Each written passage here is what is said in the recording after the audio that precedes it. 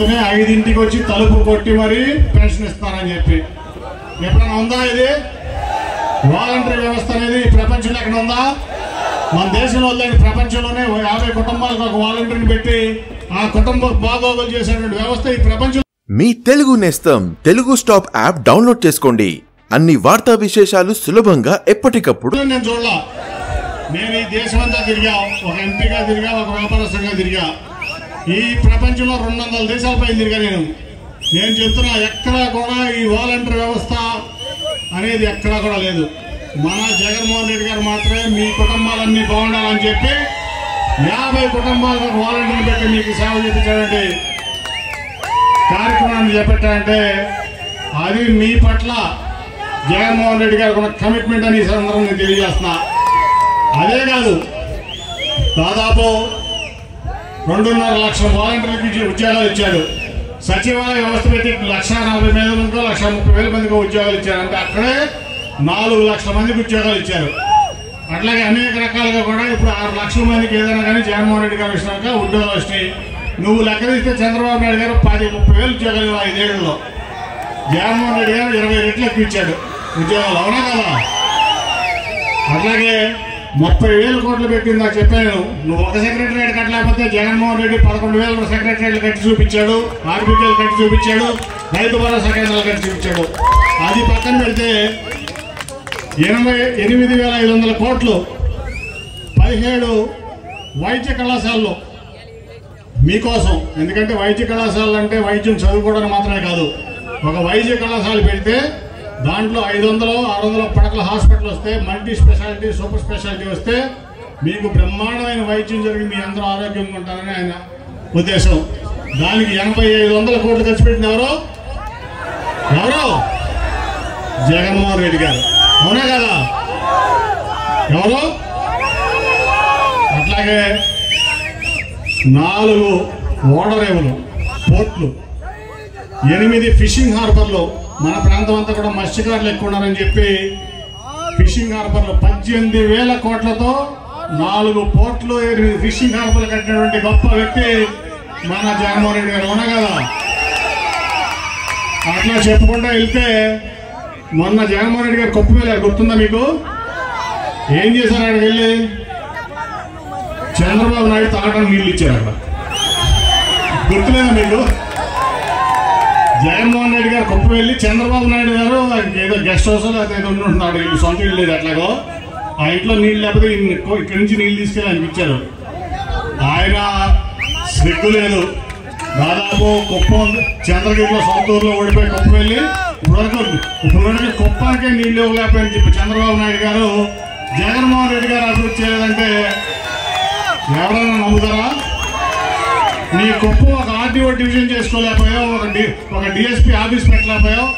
జగన్మోహన్ రెడ్డి గారు వచ్చి కుప్పాన్ని ఒక ఆర్డీఓ డివిజన్ చేశాడు, ఒక డిఎస్పీ ఆఫీస్ పెట్టాడు, కుప్పానికి నీళ్లు ఇచ్చాడు, కుప్పానికి సంక్షేమం ఇచ్చాడు, కుప్పానికి అభివృద్ధి ఇచ్చాడు. మీ సొంత telugustop.com యాప్ డౌన్లోడ్ చేసుకోండి. తెలుగు స్టాప్ యాప్ ని డౌన్లోడ్ చేసుకోండి. హలో అండి, తెలుగు స్టాప్ యాప్ ని డౌన్లోడ్ చేసుకోండి. ఆయన పనికిమాలి కొడుకు లోకేష్ తప్ప ఎవరికి చేయడు. నిన్న నేను తిరుపతిరావు గారు మైలవరం 4 మండలాలు పర్యటించాం.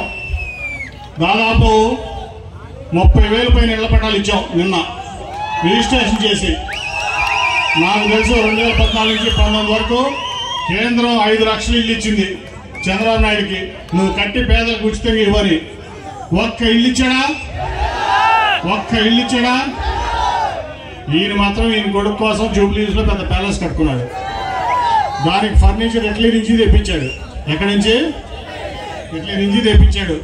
కానీ పేదోడికి మటుకు ఒక్క ఇల్లు ఇవ్వాల. ఇవాళ వచ్చి నాకు ఓటేయండి, మీకు అది చేస్తాను, మీకు ఇది చేస్తానంటే ఎవరైనా నమ్ముతారా? ఆయన్ని ఎవరో నమ్మరు. పచ్చి మోసగాడు, చెప్పిన మాట మీద నిలబడే వ్యక్తి కాదు. పచ్చి అబద్ధాలు కోరు వ్యక్తుల్ని అందరినీ వాడుకుని వదిలేసే రకం.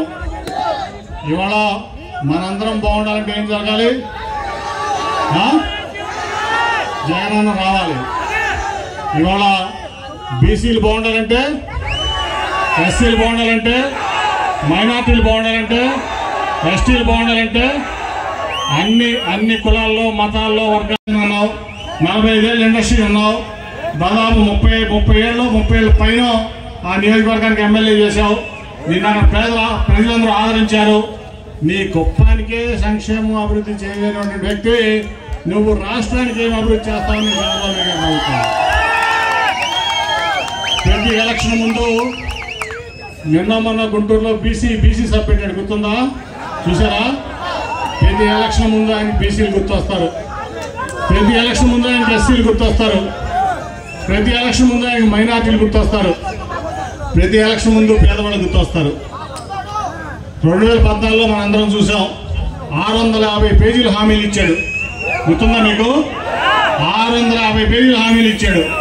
ఎలక్షన్ అవ్వగానే అవన్నీ మర్చిపోయి ఆ పుస్తకాలు కూడా ఎక్కడున్నాయో కూడా ఎవరికి తెలియదు. 650 పేజీలు మాయం చేశాడు. ఆ కంప్యూటర్లో కూడా ఎక్కడ ఉంటుందో అవి కూడా మాయం చేశారు. ఒక్క పని అంటే ఒక్క పని చేయాల. రైతాంగానికి రుణమాఫీ చేస్తానని చేశాడా? డ్వాక్రా మహిళకి రుణమాఫీ చేస్తానని చేశాడా? ఏమీ చేయలేదు. చంద్రబాబు నాయుడు పచ్చి మోసగాడు, వాడుకొని వదిలేసేటువంటి వ్యక్తి. అట్లాగే జగన్మోహన్ రెడ్డి గారు ఇచ్చిన మాట కోసం మీకు 100కి 100% హామీలన్నీ అమలు చేసి ఆయన చెప్పని కూడా చాలా చేశాడు. మీకు కోసం ఇచ్చినటువంటి మగవాడు ఎవరున్నారా దేశంలో? ఎవరో మన నాయకుడు జగన్మోహన్ రెడ్డి గారు, అవునా కదా? ఆయన ఎన్నిసార్లు పట్టణం వచ్చాడు మీకోసం? 126 సార్లు. 2.5 లక్షల కోట్లు అంటే నిజంగా కూడా ఎవ్వరూ ఊహించలేదు. ఎందుకంటే 2 సంవత్సరాలు కరోనాలో ఆర్థికంగా ప్రపంచం అంతా వెలువెల్లాడినా నేను మాట ఇచ్చాను, మాట ప్రకారం నేను ఇవ్వాల్సిందే అని చెప్పి మన నాయకుడు జగన్మోహన్ రెడ్డి గారు మరి మీ అందరి సంక్షేమం కోసం, మీ పిల్లల బాగు కోసం, మీ ఆరోగ్యం కోసం, మీ సంతోషం కోసం ఇచ్చినటువంటి వ్యక్తి మన నాయకుడు జగన్మోహన్ రెడ్డి గారు, అవునా కదా? ఎన్నికల ముందు చాలా మందిని చూస్తాం మనం. నేను ఈ దేశంలో అనేక మంది ప్రధానమంత్రులు చూశాను, అనేక మంది ముఖ్యమంత్రులు చూశాను. ఎవరో కూడా ఎన్నికల ముందు ఇచ్చిన హామీని అంటే మేనిఫెస్టోలో 100కి 100% అమలు పరిచినటువంటి వ్యక్తి లేరు మన నాయకుడు జగన్మోహన్ రెడ్డి గారు, అవునా కదా? అవునా? మరి ఎంత గర్వంగా ఉంటుంది మీకు? వైఎస్ఆర్సీపీ కార్యకర్తలని నాయకులని చెప్పుకోవడానికి మనం గర్వం కాదా లేదా? నా కార్యకర్తలు నాయకులు ఉన్నారు, వెళ్ళి పోటీ చేయి, నీకు డబ్బులతో పని లేదని ఇక్కడ సర్నాలు తిరుపతి పంపించారు.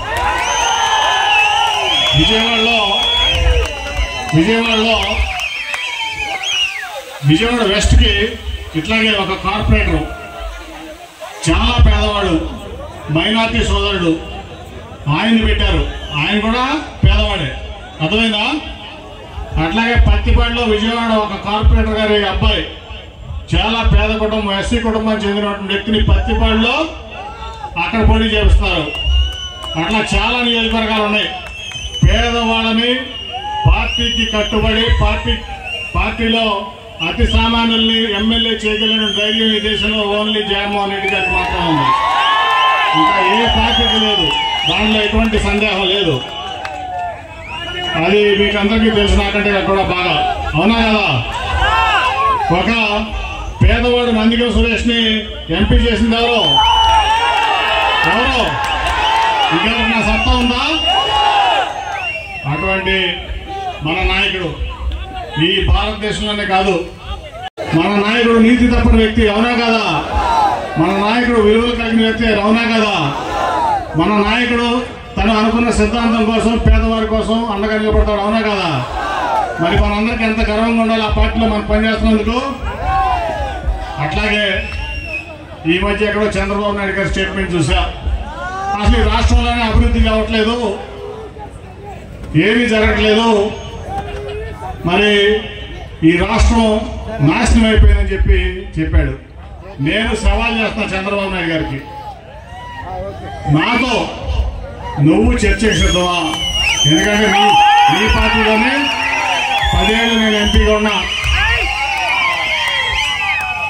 అమరావతి అని చెప్పి అక్కడ రియల్ ఎస్టేట్ వ్యాపారం చేసి కనీసం ఒక సెక్రటరియట్ కట్టలేని నువ్వు ఏం అభివృద్ధి చేశావో, అట్లాగే జగన్మోహన్ రెడ్డి గారు ఏం అభివృద్ధి చేశారో బహిరంగ చర్చకి నేను సిద్ధమని చెప్పి చంద్రబాబు నాయుడు గారికి నేను సవాల్ చేస్తా ఉన్నా. ఎంత అభివృద్ధి చేసావో దానికి 3 రెట్లు జగన్మోహన్ రెడ్డి గారు ఆంధ్రప్రదేశ్ అభివృద్ధి చేశాడని నేను చెప్తా ఉన్నా. 2.5 లక్షల కోట్ల సంక్షేమం ఇచ్చాడు, నీకంటే 3 రెట్లు ఎక్కువ అభివృద్ధి చేశాడు. కావాలంటే లెక్కలు కూడా చెప్తా. మీ ఊళ్ళో సచివాలయాలు కట్టారా? కట్టలేదా? గ్రామ సచివాలయాలు అవి ఇప్పటికి దాదాపు 11,000 సచివాలయాలు ముఖ్యమంత్రి జగన్మోహన్ రెడ్డి గారు కట్టారు. అవునా కదా? సొంత బిల్డింగ్లు, అద్దె బిల్డింగ్లు మాకు తీసేసి. మీ ఊళ్ళో ఆర్బీకేలు కట్టారా లేదా? మీ ఊళ్ళో హెల్త్ క్లినిక్లు పెట్టారు లేదా? కట్టారు కదా బిల్డింగ్లు. నేను 50 రోజులు అవుతుంది వైఎస్ఆర్సీపీ పార్టీలోకి వచ్చి. నేనే ఈ 50 రోజుల్లో 100 సచివాలయాలు, ఆర్బీకేలు, హెల్త్ క్లినిక్లు నేను ప్రారంభించా. సొంత బిల్డింగ్లో, కొత్త బిల్డింగ్లో. వీటి మీద జగన్మోహన్ రెడ్డి గారు పెట్టినటువంటి ఖర్చు 30,000 కోట్లు. అక్షరాల 30,000 కోట్లు. ఎంత? అక్షరాల 30,000 కోట్లు. నువ్వు ఒక సెక్రటరియట్ కూడా కట్టలేకపోయావు. ఒక సెక్రటరియట్ కట్టాడా? అమరావతి అన్నాడు, 33,000 ఎకరాలు తీసుకున్నాడు. ఒక సెక్రటరియట్ కట్టలేకపోయావు. గ్రాఫిక్స్ లో మేడలు చూపించావు. నేను సాక్ష్యం దానికి. నేను సాక్ష్యం. జగన్మోహన్ రెడ్డి గారు ప్రతి గ్రామానికి, ప్రతి 2,000 మందికి ఒక సచివాలయం ఇచ్చాడు. మీకు వాలంటీర్ వ్యవస్థ తీసుకొచ్చాడు.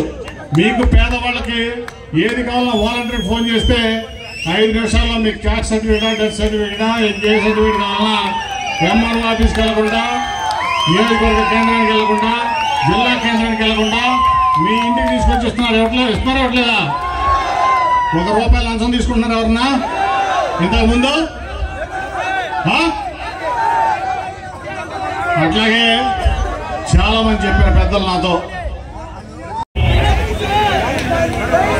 ప్రస్తుత ఎమ్మెల్యే పార్టీ వీడినప్పుడు అందరూ అనుకున్నారు ఇంకా ఏమైంది, మైలవరం వైసీపీలో చాలా ఇబ్బందికరమైన పరిస్థితులు ఉంటాయని చెప్పాను అందరూ అనుకున్నారు. కానీ జగన్ గారి సంగతి ఎవరికి తెలియదు. ఏదైనా ఛాలెంజ్ అంటే ఛాలెంజ్. అవునా? జగన్మోహన్ రెడ్డితో ఛాలెంజ్ చేయగలరా? అవునా? సరే, నీ దగ్గర 100,000 కోట్లుంటే నా దగ్గర ప్రజాబలం ఉంది. నేను పెట్టిన స్వర్ణాల తిరుపతిరావు పక్కా లోకల్. ఏంటి? పక్కా లోకల్. పేదవాడు, అతి సామాన్యుడు, మీ తోటి వ్యక్తి, వెనకబడిన తరగతులు చెందినటువంటి యాదవ కులస్తుడు, పార్టీకి ఒక సిన్సియర్ కమిటెడ్ కార్యకర్త. ఇతన్ని పెట్టి నేను గెలిపిస్తాను చూసుకోండి అని చెప్పి జగన్మోహన్ రెడ్డి గారు ఇన్ని మైలవరం అభ్యర్థిగా ప్రకటించారు.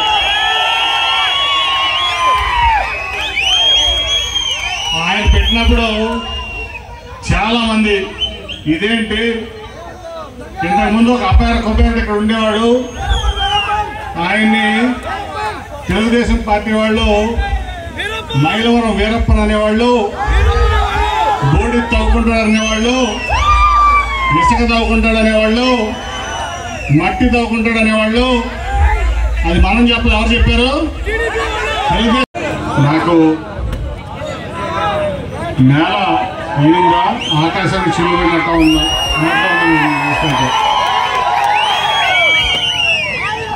ఇబ్రహీంపట్నం నుంచి ఇక్కడికి రావడానికి మాకు 4 గంటలు పడింది రాలి. నిజంగా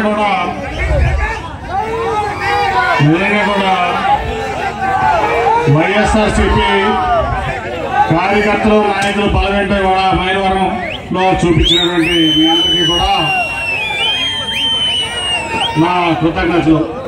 అలాగే ఈరోజు ముఖ్య అతిథి మన కార్యాలయం ఓపెనింగ్కి సోదరులు జోగి రమేష్ గారు, అలాగే మన మైలవరం వైఎస్ఆర్సీపీ అభ్యర్థి సర్నాల తిరుపతిరావు గారు, అలాగే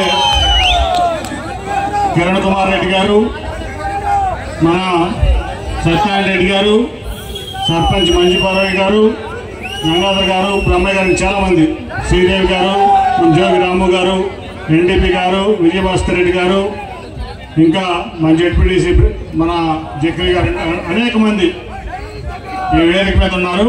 దగ్గర 10 అవుతుంది సమయం. అయినా కూడా మీలో ఎటువంటి ఉత్సాహం తగ్గకుండా నాకు అర్థమైంది తగ్గదని. ఎందుకంటే మీ మధ్యలో ఉండే వ్యక్తి, మీ తోటి వ్యక్తి ఇవాళ మైలవరం నియోజకవర్గ చరిత్ర తిరగరాయిపోతున్నాడు. ఏం చేయబోతున్నాడు? చరిత్ర తిరగరాయిపోతున్నాడు.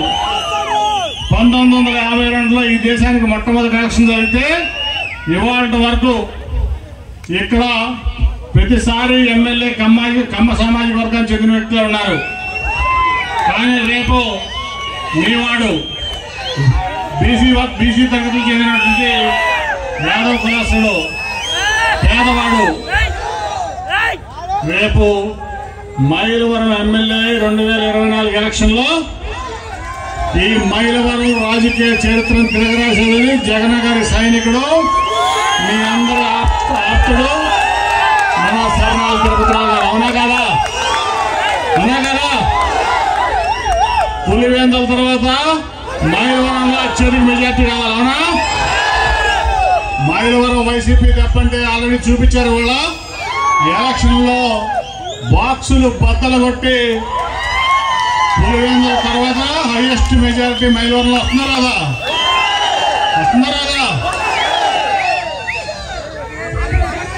ఎవరికైనా 1982లో పార్టీ పెడితే 40 ఏళ్ల తర్వాత ఆయన మనవడు లోకేశం, పనికిమాలి లోకేశం, అల్లుడు చంద్రబాబు కలిసి రాజ్యసభలో జగన్ గారి దెబ్బకి 0 వాళ్ళు లేరు.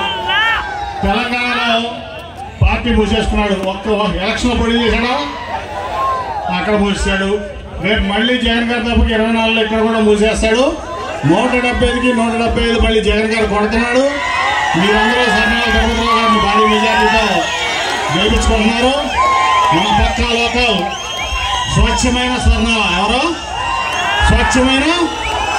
స్వచ్ఛమైన స్వర్ణాల. అవునా కదా? భారీ మీద నాకైతే మీ అందరి మీద నమ్మకం ఉంది. కుప్పంలో మన చంద్రబాబు నాయుడు ఓడిపోతున్నాడు, అట్లాగే వాళ్ళ అబ్బాయి ఓడిపోతున్నాడు.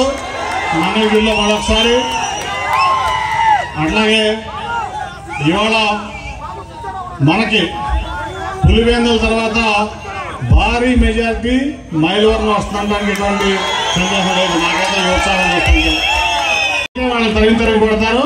నాకు తెలిసి ఇప్పటికే వాళ్ళ గుండెల్లో రైలు పరిగెడతామంటే ఇక్కడికి. దాంట్లో ఎటువంటి సందేహం లేదని తెలియజేసుకుంటూ ఈ మంచి, అట్లాగే నిజంగా నేను చెప్పాల్సింది ఏంటంటే టీం వైఎస్ఆర్సీపీ మైలవరం నియోజకవర్గం ఇవాళ బ్రహ్మాండమైనటువంటి ఒక సమిష్టి కృషి చేసి ఈ ఆఫీస్ ఓపెనింగ్ కానీ అట్లాగే ఈ కార్యక్రమం కానీ భారీ సక్సెస్ చేసిన ప్రతి ఒక్కరికి, అందరికీ ఇది ఎవరి విజయం కాదు, టీం వైఎస్ఆర్సీపీ మైలవరం పార్టీ సమిష్టి విజయం అని ప్రతి ఒక్కరికి పైనుంచి కింద వరకు, నాయకుల నుంచి కార్యకర్తల వరకు అందరికీ నా కృతజ్ఞతలు తెలియజేసుకుంటూ సెలవు తీసుకున్నాను. ధన్యవాదాలు. మీ తెలుగు నేస్తం తెలుగు స్టాప్ యాప్ డౌన్లోడ్ చేసుకోండి. అన్ని వార్తా విశేషాలు సులభంగా ఎప్పటికప్పుడు